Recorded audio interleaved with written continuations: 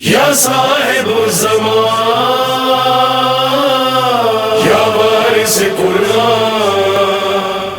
خطبہ شعبانیہ میں رسول خدا صلی اللہ علیہ وآلہ وسلم نے درود بھیجا، اللہم صلی علی محمد۔ رسول خدا نے کیا ارشاد فرمایا کہ قرآن تلاوت کرو۔ اب ہمارے شروع ہو جاتا ہے بعض سے جو میں مولانا نجیب جری صاحب قبلہ موجود نہیں ہے، انہوں نے آرٹیکل لکھا ہے ابھی یہی خطبہ شعبانیہ کی تشریح پر، اور بہرحال انہوں نے لطف کیا کہ مجھے بھیج دیا، تو اس میں سے میں چیزیں ایام میں آپ کی خدمت میں دیتا رہوں گا۔ قرآن ہمارے یہاں کیا چیز غلط رائج ہے، ماہ رمضان میں قرآن شروع کر دیا تو پورا پڑھنا پڑ جائے گا۔ ایک یہ غلط کانسیپٹ ہے ہمارے یہاں کہ بھائی پڑھتے نہیں ہیں کیوں، وہ پورا پڑھنا پڑ جائے گا، جبکہ کوئی ایسی بات نہیں ہے۔ قرآن سورہ مزمل میں خود کہہ رہا ہے کہ جتنا پڑھ سکتے ہو پڑھو، جتنا پڑھ سکتے ہو پڑھو۔ بھائی پورا پارہ پڑھ سکتے ہیں پورا پارہ پڑھیں، آدھا پارہ پڑھ سکتے ہیں آدھا پارہ پڑھیں، ایک جز پڑھ سکتے ہیں چھوٹا، ایک کوارٹر پڑھ سکتے کوارٹر پڑھیں، ایک صفحہ پڑھ سکتے ہیں ایک صفحہ پڑھیں۔ حدیث میں ہے کہ جو اس ماہ میں ایک آیت کی تلاوت کرے گا اسے پورے قرآن کا ثواب ملے گا۔ اب آپ جتنی آیتیں پڑھیں گے اتنے قرآن کا ثواب ہے۔ سورہ حمد پڑھی آپ نے 7 دفعہ قرآن کا ثواب مل گیا آپ کو۔ اب اس سے آسانی اور کیا ہے مجھے بتائیں۔ اب آپ بولے مولانا آپ خود ہی پڑھ لیا کریں، ہمیں ثواب بخشتے ہیں۔ میں یہی کر سکتا ہوں، میں آپ سب کو ثواب بخش دوں گا جو میں پڑھوں گا۔ میں خود بھی تو کچھ کروں میں عزیزان محترم، کو تھوڑی سی تو ہل جل ہونی چاہیے نا، تھوڑا سا ٹائم نکال لیں آپ۔ اب رمضان میں ہمیں یہاں بڑی آسانی ہے آج کل، جیسے بعض آفس 1-8 بجے بند ہو جاتے ہیں، پھر شام کو کھلتے ہیں، پھر گیپ ہے، ہم خوش بہت ہیں، لیکن خوشی کس بات کی ہے؟ نیند پوری ہو جائے گی۔ ٹھیک ہے، یہ بھی حدیث میں ہے کہ جو اس مہینے میں سوئے گا سونا بھی ثواب ہے، لیکن یہ سونا کہیں چاندی بھی نہ بدل جائے، اس لیے بہتر ہے کہ تھوڑا آدمی سوئے بھی صحیح، تھوڑا سا قرآن بھی پڑھے۔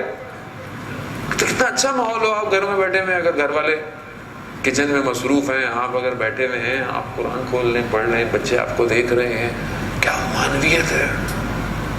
حدیث میں عزیزان محترم وہ گھر جس میں قرآن کی تلاوت ہوتی ہے اہل آسمان کے لیے، اہل عرش کے لیے، جس میں ملائکہ بھی شامل ہیں، ان کے لیے یہ گھر ستاروں کی طرح چمکتے ہیں، جیسے ہمارے لیے تاریکی میں ستارے چمکتے ہوئے نظر آتے ہیں۔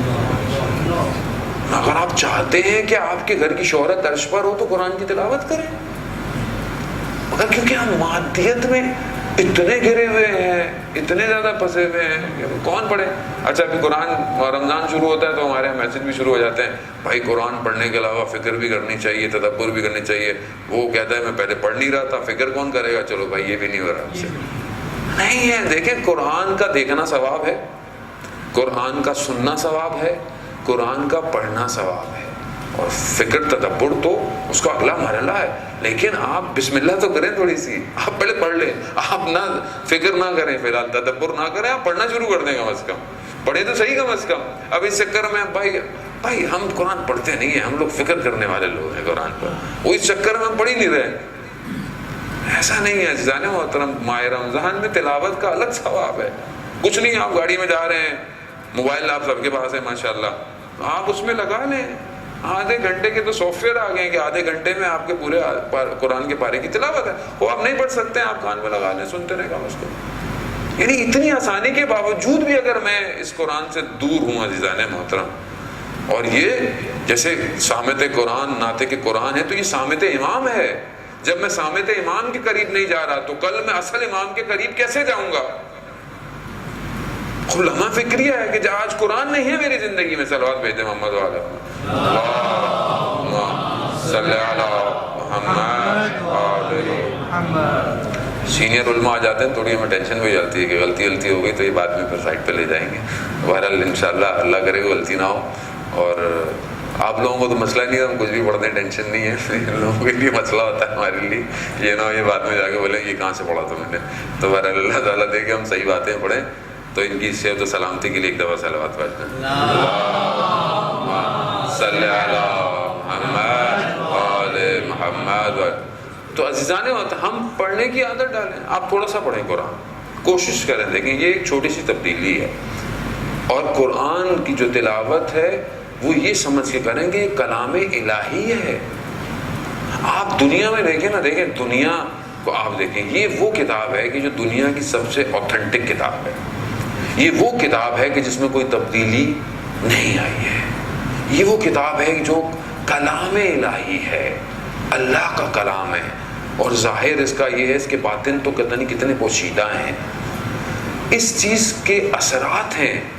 صرف یہ نہیں بس آپ ثواب کے لیے پڑھ رہے ہیں، اس کے قرآن کی تلاوت کے آپ کے بدن کے اوپر اثرات ہیں، باڈی کے اوپر اثرات ہیں آپ کے اوپر۔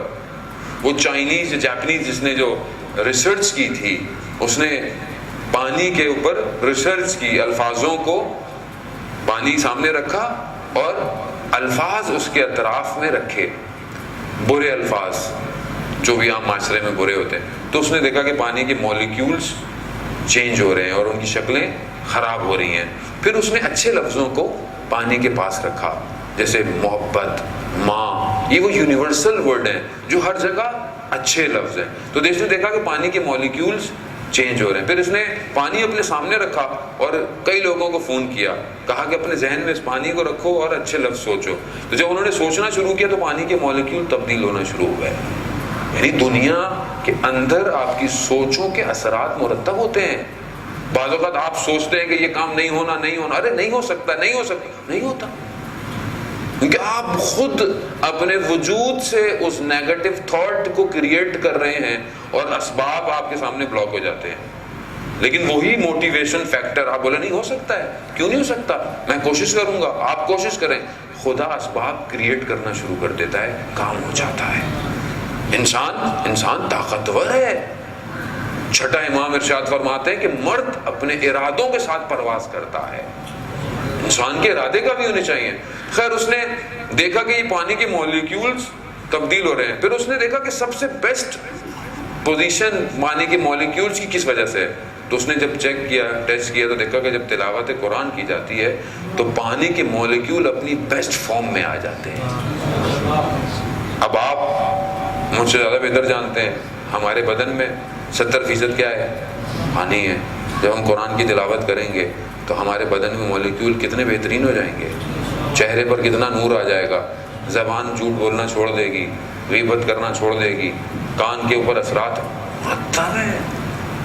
یہی تو کمال ہے اسلام کا، جانے وطن وہ صرف آپ کے ظاہر کو نہیں صحیح کر رہا، وہ آپ کے باطن کو صحیح کر رہا ہے، اور یہی باتیں ہیں جو ٹریول کر کے جائے گا اس عالم کے اندر۔ ظاہر تو یہی ہڈیاں پوسٹ سب ختم ہے تھوڑے دنوں کے اندر، وہاں تو کوئی اور نظام ہے، اس کو ہم صحیح کریں۔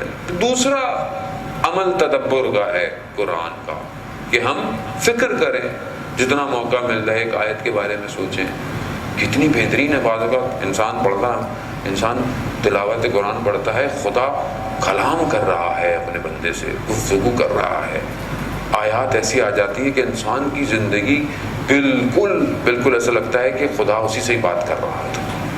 کتنی ایسی آیات آپ جب پڑھ رہے ہوتے ہیں اور آپ ترجمہ کریں تو ایسا لگتا ہے کہ آپ سے پروردگار کچھ کہنا چاہ رہا ہے، اور زندگی کے سارے مسائل، چیزوں کا حل ہمیں بہترین طریقے سے قرآن دے رہا ہے۔ جہاں اگر ظاہر آیت ہم نہیں سمجھتے تو ہم اپنے مفسرین کو، اہل بیت نے جو تفاسیر حدیث بیان کی ہیں، ہم ان کی طرف چلے جاتے ہیں۔ کتنی چیزیں ہیں جو قرآن کے اندر ہیں۔ اور ہماری کوشش تھی کہ بہرحال اگر وقت ملا تو ہمارے کچھ دوست بہت زحمت کر رہے ہیں کہ تقریباً شاید 4-5 منٹ کے اندر ہر روز ایک پارے کا خلاصہ ہے، 4-5 منٹ میں کوشش کروں گا کل سے اگر توفیق ہوئی تو بیان کروں، تاکہ پتہ ہو کہ پہلے بارے میں کیا ہے، دوسرے بارے میں کیا ہے، تیسرے بارے میں کیا ہے۔ یہ تھوڑا بہت ہمیں پتہ ہونا چاہیے۔ ظاہر مطلب وہ ہیری پوٹر کی کتاب جب ریلیز ہوتی ہے لوگ لائنیں لگا کے خریدتے ہیں، اور وہ صرف تخیلاتی ناول ہے، اور وہ بھی اس میں شیطان پرستی ہے ساری، اور وہ لائن سے لگے ہوئے لوگ، لائن لگتی ہے یورپ میں کتاب خریدنے کے لیے۔ ہمارے یہاں بھی بڑا پوز مارا جاتا ہے، جو ہمارے یہاں بھی کچھ فیملی ہیں نا ہیری پوٹر شیلف میں رکھتے ہیں کہ نا ہمارے بچے ہیری پوٹر پڑھتے ہیں۔ وہ ٹھیک ہے، پڑھے، بری بات ہے، سٹوریز پڑھے، لیکن جو حقیقی کتاب ہے، احسن القصص قرآن کہہ رہا ہے کہ ہم نے بیان کی ہے، وہ ہم کتنا پڑھتے ہیں، کتنا ہم اپنے بچوں کو موٹیویٹ کر رہے ہیں، کتنا ہم بچوں کے لیے کام کر رہے ہیں، قرآنی چیزوں کو بچوں کے لیے کتنا کیا ہم نے آج تک۔ اب جب مولانا کچھ بتا دے کہ یوں کرنی چاہیے، سٹوری بنانی چاہیے، اینیمیشن بنانی چاہیے، سب آ جاتے ہیں، مولانا صاحب پھر کب بنا رہے ہیں آپ؟ سارا کام مولوی نے کرنا ہے، ہم نے کچھ نہیں کرنا، ہمیں باتیں کرنی ہے خالی، سارا کام مولانا کر لے. مولانا اگر کچھ لے لے، 4 پیسے کھا گیا پیسے دے کر، مولانا صاحب کا کام یہ تھا پیسے. بھائی یہ کام پروفیشنل کا ہے، مولوی کا کام نہیں ہے. یہ مولانا صاحب بتا سکتے ہیں، آپ پروفیشنل کو ہائر کریں، آپ کام کرائیں، آپ بھی تو کوئی ذمہ داری لیں. ساری ذمہ داری ہم مولانا ہی لے لے زندگی کی. نہیں عزیزان، ہر بندے کی ذمہ داری ہے معاشرے کے اندر. امام وقت کو ہر بندہ چاہیے، ہر انسٹیٹیوشن کو بندہ چاہیے. اب آپ بولے میں تو مثلا نارمل سا آدمی ہوں، میرا کیا کام ہے امام، میں امام کی کیسے؟ وہ دیکھیں تہران میں موچی تھا کہ جس سے وقت کے امام نے یہ کہا کہ اگر میں تمہیں ملنے نہ آؤں ہر ہفتے تو کیا ہوگا. موچی تھا، کہتا ہے مولا میں مر جاؤں گا. امام فرماتے ہیں کہ میں جانتا ہوں اس لیے ہر ہفتے ملنے آتا ہوں. موچی تھا. ایک موچی اس مقام پہ پہنچ سکتا ہے تو ہم کیوں مایوس ہیں کہ ہم امام کے کوئی کام نہیں آ سکتے؟ عزیزان، جمعے کا دن ہے، ظہور کا متوقع دن ہے، کتنا میں پریشان ہوں وقت کے امام کے لیے.